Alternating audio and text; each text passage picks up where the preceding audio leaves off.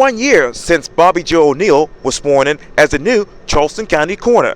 Today, I talk one-on-one with her about what she's doing in the office for this edition of Quintin's Close-Ups. And if you haven't already, subscribe to my YouTube channel and like Quintin's Close-Ups on Facebook. Charleston County Coroner Bobbi Jo O'Neal, welcome back to Quintin's Close-Ups. Thank you, Quintin. It's good to be with you again. I appreciate it greatly. We saw each other a week ago in Mount Pleasant Starbucks.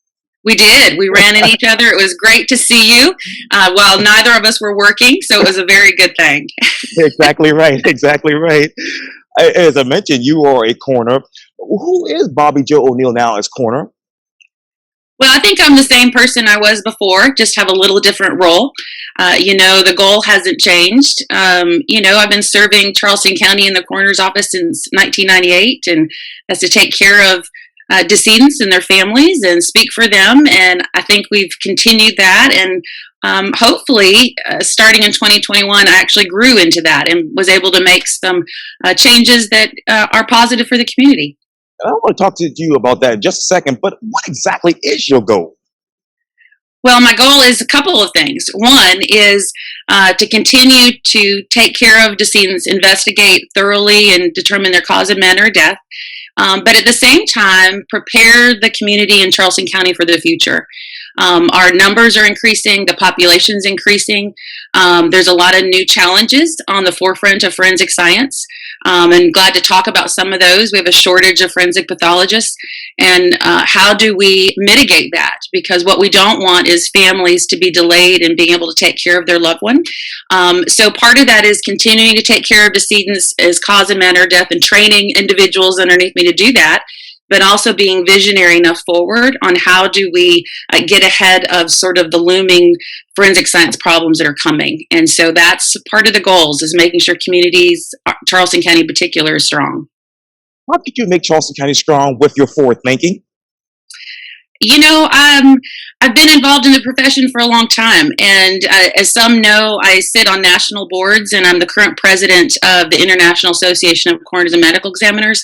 So it's given me sort of a seat at the table to recognize and see trends that are coming around the country.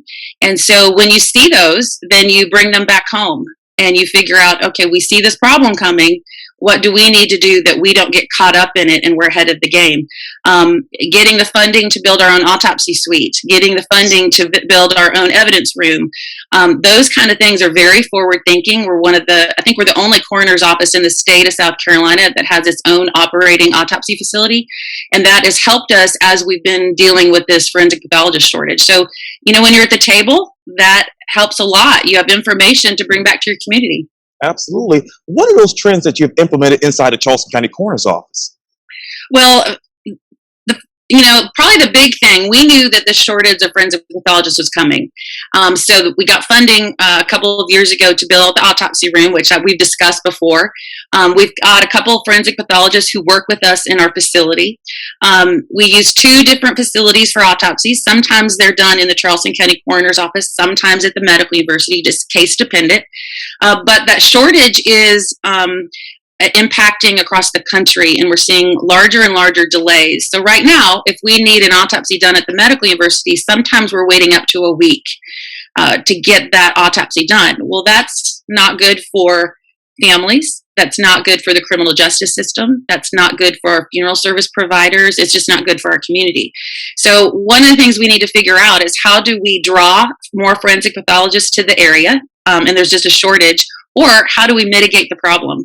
And one of the things I'm working on with the county and also Department of Health is bringing in forensic radiology services that can help us do full scans where we may or may not need an autopsy, and it helps us mitigate that. So, but still maintaining national standards and make sure we're following the laws. So that's what we're really working on right now. And with those radiology services, what else do you hope that will help with your office? Well, one, it improves your investigation because you have just more technology involved. It speeds up the process, whereas we may not be able to get an autopsy done for 3 or 4 days. A scan of some kind, if we're doing it in our office, we can do it the same day. You can call in additional consultants. For families that may not want an autopsy, it gives us an option of what to provide with maybe still maintaining their wishes. There's a lot of benefit that could happen within our community as it relates to forensic radiology. Now, going back to those large delays, that is, Bobbi Jo, how long were there in 2021? Well, we were seeing increases starting back a couple of years ago, we were starting to slowly see increases. It used to be that we could get an autopsy done at the medical university sometimes the next day, sometimes 2 or 3 days. It sort of depended because a lot of the outside counties also come to the medical university. And so those delays just started expanding because the numbers are increasing and the forensic pathologists are decreasing. So back in 2020, we started doing autopsies in our own facility. We did most of them still downtown, but some in our office because we were learning the logistics. And then in 2020, we actually did about half of the autopsies, about 250 downtown at MUSC, about 250 in our office. And then in 2021, we only did 100 downtown at the medical university. We did over 450 in our facility in North Charleston. We also did almost 190 cases for other counties who were needing assistance. And so that's good for Charleston County as well. We charged some fees for that. So we're getting back some of our funds that we used to build out that facility. Absolutely. And I'm sitting 3 blocks away from MUSC. But let me ask you, you obviously done 100 autopsies in that time frame right there at your office. How much counties were allowed to then go to the MUSC and do their own autopsies? How many of the other counties? Yes, ma'am. So a lot of our surrounding neighbors and counties from actually around the state come to the medical university for forensic autopsy services. Part of the reason is that they don't really have access to forensic pathologists in their area of the state, excuse me. So everyone's coming to MUSC for those services. They do a fabulous job down there. But the problem is our numbers are so high across the state that we just have more cases to investigate than we have people to investigate them. That's really sort of the problem. So for Charleston County, from my perspective, what do we need to do to take care of Charleston County first? And that's by handling it internally, and that we get to take care of our folks in a timely fashion up to national standards, and hopefully seamlessly, and folks don't realize it's even happening. Exactly right. And what are those cases, number of cases around the state right now? Well, we're seeing a couple of things. Our drug overdoses are skyrocketing. I know that that's been all over the news, and I think some people are aware.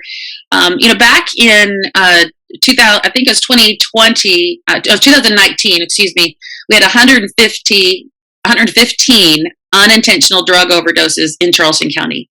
In 2020, that jumped to 180. That's a huge increase. And in 2021, all of our toxicology results aren't in yet, but we're going to beat that number. And that's not a number we're happy to beat. But that's happening across the state. The other thing we saw in 2021 was an increase in suicides. Our suicide number went up, and we also saw an increase in homicides. So our violence is up. Why are we seeing some of that? I think some we can relate back to COVID. People have lost jobs, and the impact of the stress of that can be an impact of some of those things. And our population's increasing. Charleston's growing and growing, so we've got to grow with it. We have to be prepared to go forward. How do you prepare for that growth, Bobbi Jo? One day at a time. But I think first and foremost is having a team within the coroner's office who is trained and knows what they're doing, knows how to investigate. When there's a changing of the guard, it's sort of an interesting time to be able to redo internally. And I did that back in January of 2021, restructured, created some new supervisor positions in hopes to develop mentors and some new leaders. They learn how to lead, they learn how to teach others and train others. We even started an apprenticeship program. So we have 2 apprentices in the office now that we are coming in part-time and sort of learning and figuring out whether this is the work they want to do or not. So that's one way. You make sure internally you have a team that's able to investigate and keep with the times. And then it's a matter of resources and how do we make sure we have the technology, the right facility, the right equipment in order to meet all those needs. And what else were you actually able to restructure in 2021 internally? Yeah, well, internally, a lot of it had to do with my folks and the people that we had there in our training. But we also worked on our facility. We changed some things within the facility. We changed our family room up front to make it a quieter place for those who come and have to meet with us. We changed our parking to create some family spaces for families to park. Some of those things that, again, unless you're coming as a family member, you probably don't notice, but they're important to those who come our way. We also got funding for an additional refrigerated trailer so we can prepare for mass fatality events. I hope that we don't have that, but we're prepared should we encounter it again. As a matter, let me jump right into that. How do you want the coroner's office to partner with the emergency management and public safety in support of preparing for and responding to a complex, coordinated terrorist attack, God forbid? We have worked with our emergency management and all of the partners for years. And so we still work with them day to day. Actually, a couple months ago, I had the full team with emergency management for Charleston County came and toured our facility. They'd actually never been to the facility before. And this was a great opportunity for them to see what we're capable of now, and that should we have an event and I request their services, they know what we're talking about. They have seen how much storage capability we have. So they sort of have an understanding now that if I say I need another refrigerated trailer, that we probably really need it, and how do we get that? They also helped us a lot during COVID. They provided us with some PPE that's specific to the autopsy room. So we're always sort of working with them and planning. And then right now, the South Carolina Coroner Association is also working on a mass fatality plan. So we're working on something at the state level. So what's that storage capability? What exactly is that right now? Well, we're actually better off than most. One of the questions we get asked a lot when it comes to emergency management and fatality planning is everyone wants to know what are the numbers you can handle? How many individuals who have died could you handle at a time? And it's a really hard question to answer because it's very dependent on what the circumstances are. But Charleston County Coroner's Office is very well suited currently. We have our own internal morgue that we are able to use. We also have 2 refrigerated trailers on site that we can move around the county as we need to. During a hurricane, we put one over to the east of the Cooper in case somebody can't get across a bridge. We also have another response trailer in case we need to respond. And then we have a network with our neighboring counties so that if we need help, we can call Berkeley County or Dorchester County or Colleton County, right. And they in turn can call us. And another example is this year, Orangeburg County had an increase in COVID deaths, and they requested the use of one of our trailers. And so we were glad to be able to provide that for them to take care of their community. Yeah, I just saw a couple of news headlines from the Orangeburg Times-Democrat about the COVID deaths there, sadly. Yeah. But let me ask you, how many more trailers do you need in the next 5 years? I don't know that we're going to need any more here in Charleston just to be maintained and posted here in Charleston. I think we probably need them more around the state, that others have access and we can move them around with MOUs if we need to. But the states, we're working on that big plan to sort of figure out where to put those pieces of equipment. You want them somewhere where somebody's going to maintain them. You don't want them in a county that nobody's going to be watching them and taking care of them. So could stuff come to Charleston because we take care of things really well? It might, but I think we also need to be watching our neighbors and make sure that we as an area, as a region, are able to handle a big event. And how do you actually maintain that?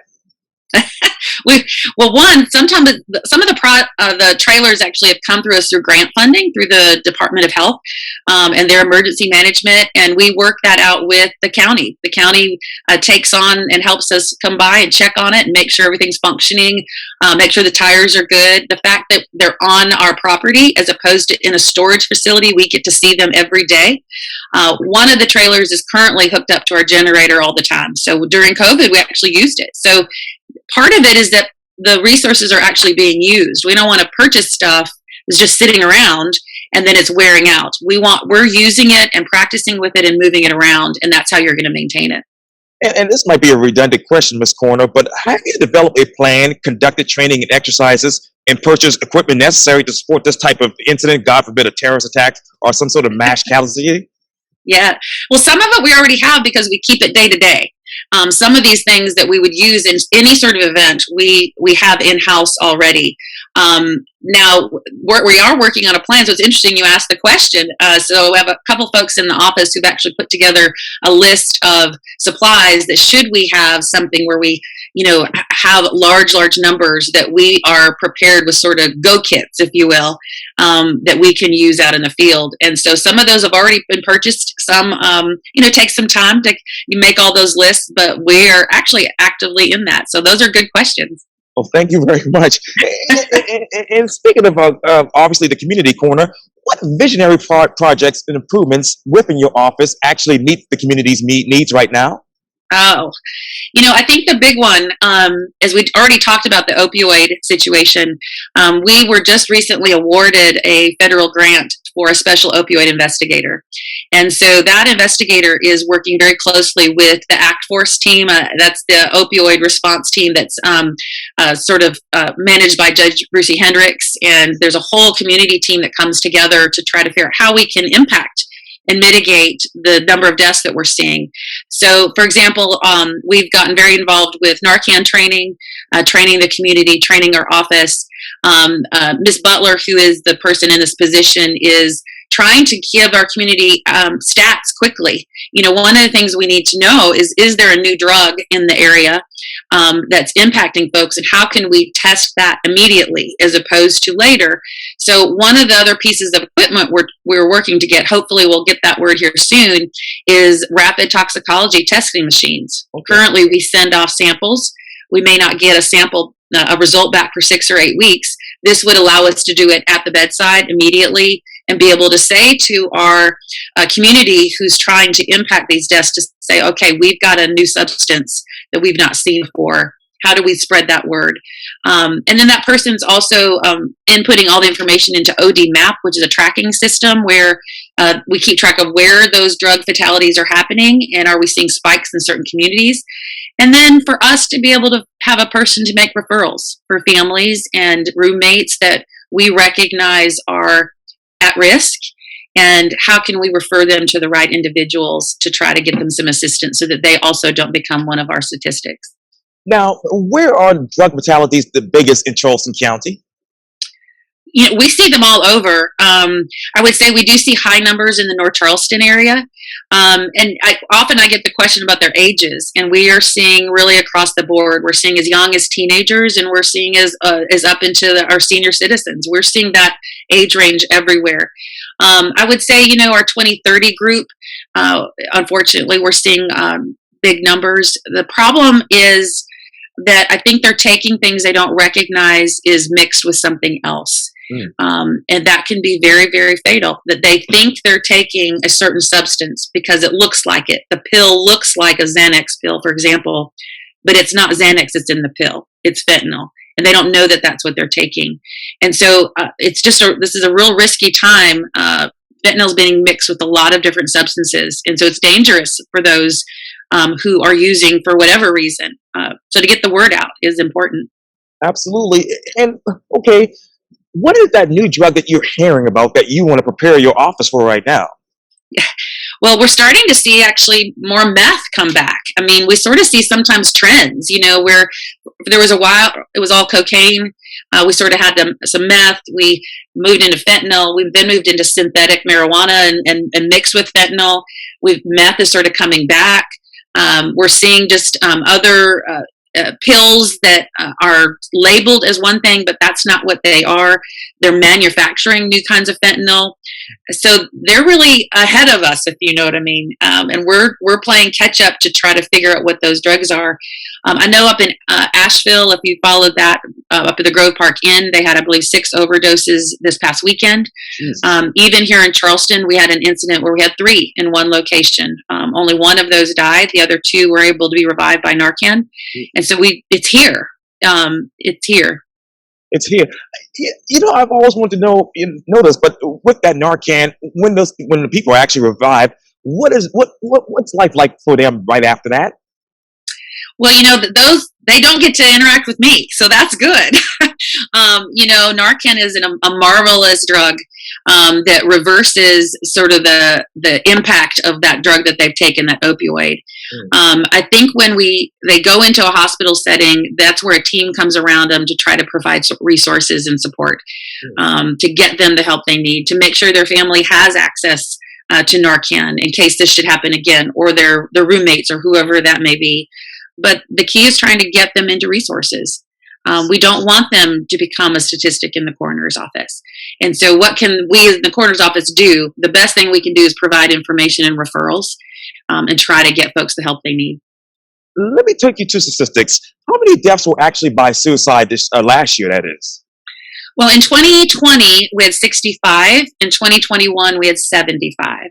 So that's about a 13% increase going from one year to the next. And going back to drugs, Coroner, what percentage of drugs were used in suicide in Charleston County in 2020 or in 2021? Oh, I'm Quintin. I don't have that number right in front of me. We do see on a lot of our violent deaths, we do see whether it's a homicide, a suicide, even some of our other types of accidents. It's pretty common for them to have some type of substance in their system. Not always, but I would say it's probably on the higher number than the lower number. I'm sorry, I don't have that exact number here for me at the moment. Now, you talked earlier about suicide. What are those suicide facts that you're learning more about? Well, I think during COVID, what we saw is just an increased level of stressors. We also have increased mental health issues. How those all relate to COVID, those are big debates, but we did see people who lost jobs. We did see people who lost loved ones. And so we just had an increased level of stress happening all over the country. And the increase we're seeing is not just here. That's across the country. Across the country, we're seeing increase in unintentional drug overdoses and in suicide. That's across the board. Yikes. Okay, and going back to homicide, Coroner, what deaths were actually caused by a homicide last year? Well, unfortunately, we have a lot of gun violence, and that continues. Again, that's not just us either. That's across the country as well.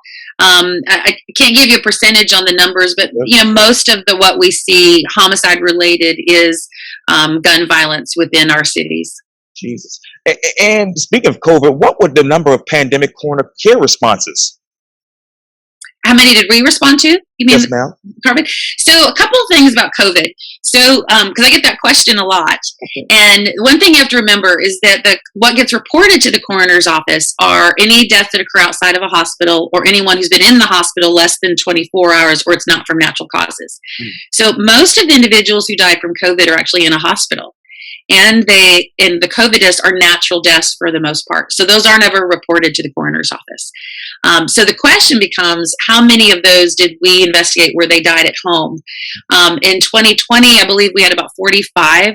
That number doubled in 2020. We had 90 that reported to us. And so, again, the question is why? And some of the unintended consequences we sort of saw in COVID was that individuals who were at home maybe having a medical event, they might have started to have some chest pain or whatever it might be that was related to their health situation, were afraid to go to the hospital. So they were afraid to go because they might get COVID. And so they would not seek medical treatment. That's sort of what we saw at homes, where they did not go seek medical treatment. They're afraid to do that. And some of them were positive with COVID, some weren't. But that's kind of what we experienced. And some people, sometimes I hear, don't have the money to pay for all of these fees associated with going to the hospital either. Sure. Well, and that, there's that too. They, for whatever reason, they don't seek medical treatment, whether that's the fear of the cost of calling an ambulance or the fear of the cost of the hospital bill or the fear of acquiring something right. That was not what you're going in for. But we did see where folks were afraid to go to the hospital for whatever that reason was. And how many deaths, Coroner, were actually returned to the medical professional? Meaning reported to the coroner's office? So in 2020, I actually wrote down a number here so I sort of remember. We had about 4,300 in 2020. In 2021, we had 4,500 cases referred to us. Those are everything from death investigations and also cremation permits. So I think maybe we've talked before that in order for a family to have the disposition of their loved one be a cremation, they have to get a permit from the coroner's office. So we make sure that nothing nebulous happens before we authorize that cremation. I think this past year we had about 1,200 of those were cremation requests, and the other, so we're about 2,700 of death investigations, about 1,200 or so cremation permits. Wow. And what state-of-the-art imaging machine is your office using to enhance those comprehensive forensics investigations? Well, in-house, we have a portable x-ray machine in-house currently. The nice thing about it, it's movable. So if we needed to move it for a mass fatality incident in another location, we could. It's mobile.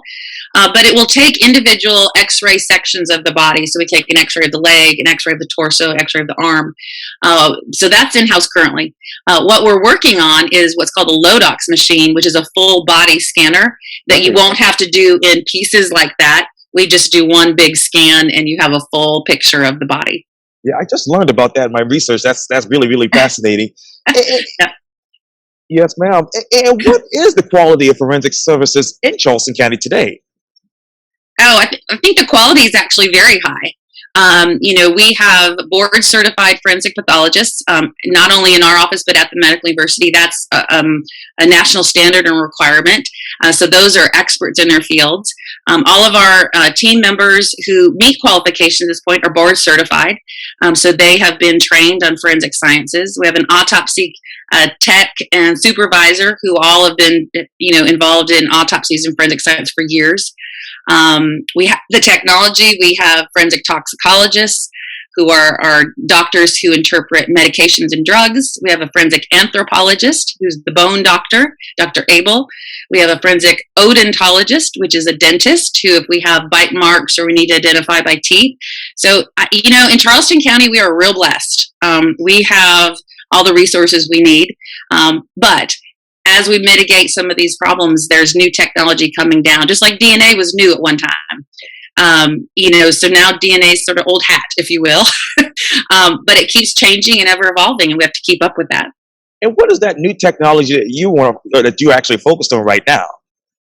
So there's 3 pieces of equipment I'm very interested in, and then there's one technology. So one I mentioned was the immediate toxicology testing. That's valuable on so many levels. The Lodox machine, which I mentioned, which is the full body x-ray machine. The third is a CT scan. And so a lot of places around the country are using CT scans post-mortemly, meaning after the person has died, in order to look for ways and why they may have died. And that's all done digitally. That's a really high-tech level of forensic radiology services that we're looking at. And then the fourth thing would be genetic DNA. For those who sort of been following us, a couple of months ago, we had a foot that was found up near Fort Sumter.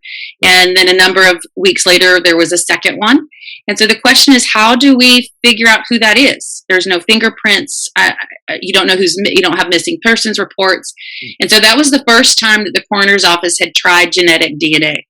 And we were very blessed that the individual's family had also submitted DNA to do family history searches, and we were able to connect that. And so we have some other unidentified individuals still in the office from years gone by, and we're looking at how we might be able to use genetic DNA to help solve those and give them their names back and return them back to their loved ones. How many missing reports do you have in your office right now? Well, so as far as unidentified individuals, I want to say that we have 3 that are really important to us, and they're actually on our website. If you go to our website, we have their composite drawings where we worked with the National Missing Center of Exploited Children, and they did some drawings for us. Those are young folks, but we have another number of things that could be from old cemeteries. It could be that we only have a part of the body, and we aren't able to figure out who they are unless we run genetics on it. I think going back through all the years, I think we probably have about 20 is my estimate. Wow. Oh, and how many more reports do you actually get from old cemeteries actually down here in Charleston? We're in the low country. Yeah. And so sometimes when there's construction happening, things will be found. And so there's a process. where we're notified, or the city's notified, and we make a determination on whether that's forensic value, meaning the coroner needs to investigate, or is that archaeological? Is it an old burial site? Is it something of that nature? If it's historic, then the coroner doesn't need to be involved. We're involved when we think we have something that is of forensic value, and so in those situations, we're not involved. The city, puts them back where they are, takes care of them properly, and there's a process for that. But we make sure that it's not a current thing that we need to be involved in. And what type of forensic value was there in 2021?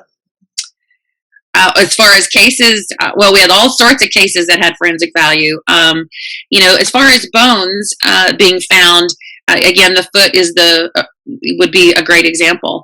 If we find something and it's not near a known burial site or cemeteries, then we're going to evaluate that and figure out whether that is something that is washed up, something that was dumped there, and do we know who that person is and can make sure and speak for them.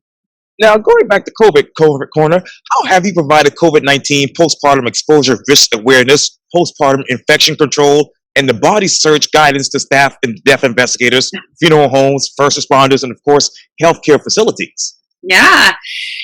When the pandemic first started, the guidance was kind of all over the place. And we were initially advised not to do autopsies on anyone who tested positive for COVID-19. We even could not transport a decedent who was COVID-19 to the medical university. At that time, they would not allow a decedent to come into their morgue. This is another example of why it's very important that we were visionary and created our own facility, because we could bring them into our office.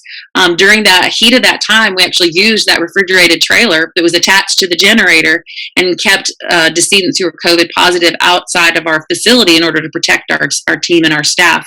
Again, we weren't planning for a pandemic at that time, but the pre-planning and having that sort of technology and that facility really helped that. And then we provided all of the PPE and stuff that was necessary for our team to protect themselves. And speaking of autopsies, in 2021, what were the out-of-county autopsy fees? Well, we charge each of those counties just $100 to use our facility. They have to pay the pathologist, and really they're just using our space and some of our equipment that we have there. So it's a great benefit to them, a great benefit to the county, because it doesn't cost us anything other than our electricity, our water, and some gloves, and those kind of things. Yes. But it's also very good for them, because I know at one point I reached out, it's been a couple months ago, Berkeley County had a really tough weekend. They had a lot of decedents. I knew they were very backed out. I'm sure families were, distraught that they were needing to wait that period of time. And so I reached out to Coroner Oliver and said, can we help you? And so a couple of those cases came to us. We were able to move them faster for them, which is good for all of our communities. In my responsibility, Charleston County, it is. But my neighbors and all of us, we cross over lines all the time, and we just want to take care of them. So if we can do that, we will. But we also do it to the benefit of Charleston County. We should be paying that. So we're charging a small fee for them to use our space. And we want to wish Mr. Oliver the best of luck as he goes into retirement. Yes, we're excited for him. He gets to go into a new chapter, and he's done a great job. Exactly right. Now, what are any out-of-county toxology fees? No, they take care of that themselves. Yep. So they would send off that specimen wherever they would like it gone. Some of them use SLED, which doesn't charge a fee. Some use a private lab, but they take care of that themselves. And how much are those fees with the private labs? Well, they can be anywhere from $200 a screening and up. So it just depends on what we're looking for. So we do baseline screenings on all decedents of which we are autopsying. There's certain drugs that we constantly look for in a baseline, but sometimes we suspect something else. And so if we do, then we may have to request a specialty test, and sometimes those cost more. And all of those are just really dependent on what we're looking for. And are there any histology fees? There are. Unfortunately, if we need histology, we use labs that we send off and get the samples that we need to look at under a microscope. That doesn't happen on all of them, but when it's required for whatever that case is, there could be, yes. Wow. Now, going back to my last interview with you, I did right across over here on St. Philip Street here. You said, Yeah. hey, you want to make certain that the office is fiscally responsible, that is. How physically responsible are you today? I think we're very fiscally responsible based on what we're responsible for. The biggest thing that we've been able to do over the past many, many years is get funding not from the Charleston County taxpayers. We started writing grants many years ago, and a lot of the facilities that we have, or resources we brought in, come in from grant funding. So our autopsy room, we have 2 spaces that was completely funded through federal funding and grants that we were able to bring back from the federal sources into Charleston County. So we've gotten very good at doing that first before going to county council and our taxpayers. Even this Lodox machine, the funding for that is hopefully coming from the Department of Health here in the state. They fund emergency management projects and things that will benefit the region and the area. And so that is a piece of equipment that I'm hoping Charleston County isn't paying for, that we're able to get blessed at the state level. So part of that responsibility fiscally is that you seek out those opportunities to bring those in. And that's probably the best thing we can continue to do is keep funding with money coming in from grants. So what does your budget look like? Well, it's probably what it was when I started. We've probably gone up a little bit just because our numbers are up. And that's going to be expected, as Charleston County continues to grow. Unfortunately, the numbers grow, the amount of employees you need grows, the number of autopsies you do grows. Everything gets bigger and bigger. So it's going to slowly continue to trickle up just like everyone else. But I think we're at the point, I think we're being pretty good stewards of what we have and what to work with. Now, you mentioned earlier that obviously there were, homicides are up, suicides up, and all those other things. What were the other big, issues that you all had to deal with in the coroner's office that were reported to you? I think probably the next thing that's on the list, and it's sort of new for me, just as in the past couple of weeks, is that out on Johns Island there's an old potter's field that is owned by the county, and so we are looking at that and how to make sure to take care of that. I've got some experts working with me to sort of make sure we take care of that area properly, because we unfortunately have individuals who are unclaimed, and we want to take care of those cremains and respect them as best we can. This past year, we also worked a lot with Missing in America and our veterans. And we have some unclaimed veterans that were able to release their cremains so they can be buried in military cemeteries. And so that's just one way we take care of individuals. That's probably the next thing that's sort of on the ballot box for me of checking what I need to do is probably that right now. And does your office reflect the community? It does reflect the community in so many ways. In so many ways. You have a specific question? Oh, well, let me ask you this: how do you approach the community with your vision? Well, I think part of being out there. Being a part of these community meetings and associations and projects, whether it's opioids, whether it's Mothers Against Drunk Driving, whether it's mental health for first responders and other caregivers. We've met up with our first team, which is a mental health team for first responders, and they have we've got a room up front that they can use to meet with some of our first responder teams, just not in the coroner's office, but EMS and police and fire. That's a part of it. I think bringing in the apprenticeship is a part of helping grow our community. We want to build leaders inside Charleston County and inside the Charleston County Coroner's Office, and we want them to come from our community. And so that's a great way to also expand and hopefully impact the community in positive ways. Now, I know that you said your budget for last year went up a little bit mostly because a lot of things are going on, and obviously there's growth. Where exactly did the budget go up a little bit? Well, we're still in the budget from last year, so we're at about a $2.4 million budget. For the most part, where we're in there, sometimes it's categories that change. A couple things we can't control. We can't control the number of autopsies. We don't control the number of individuals who die. And so if you have a budget that's limited and you have more autopsies than that, then you're going to go over. And so what do? Well, you can't not do it. There's national standards, and there's making sure that we speak for individuals when there's crimes. So sometimes those things are going to go up just naturally based on what we're a responsive agency. Some agencies don't respond, don't have the same response like that we do. And so we don't get to control the number of calls that are coming into our office, if that makes sense.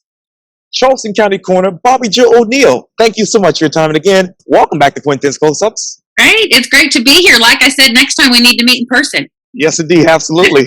It's great seeing you, Quintin. Thank you. Thank you.